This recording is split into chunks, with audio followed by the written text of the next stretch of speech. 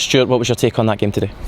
There's a great deal of frustration when you come out and you've lost it, especially from being 1 goal up. I felt in the first half, probably throughout the game, I felt our energy levels were down. I didn't think we showed the same aggression in our play that we have done and we've had a lot of credit for.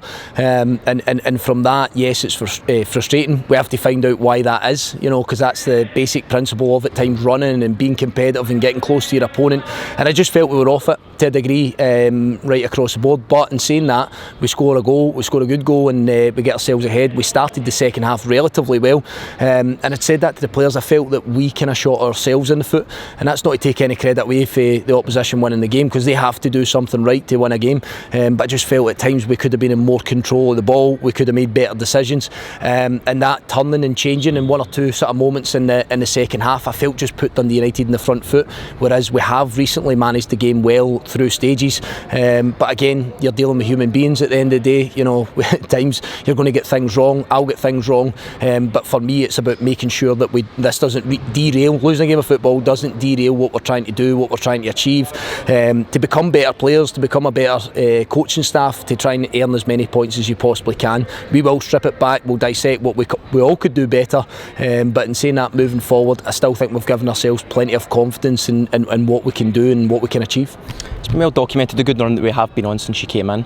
What do you want to see from your players after this first bump in the road?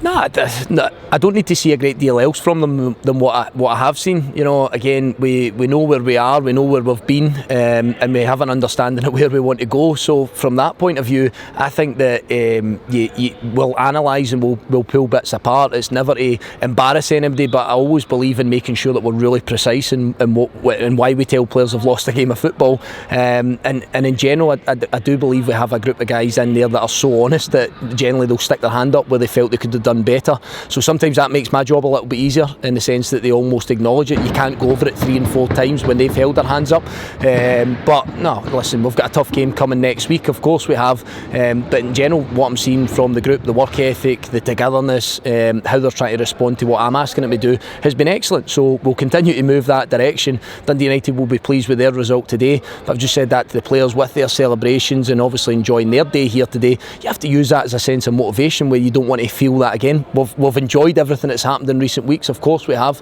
You need to, but that's why I always speak about trying to remain with that level head. If you do that, you'll never get either too carried away or too down, depending on what the result is on a Saturday. So is it a case of getting back in, getting back to work and just focusing on the next game? Yeah, and again, I always talk about what I've said to the players. I don't want to see anybody walking back in the door on Monday with their head slumped and their shoulders down. It doesn't achieve anything. It doesn't rectify the result that happened on the Saturday.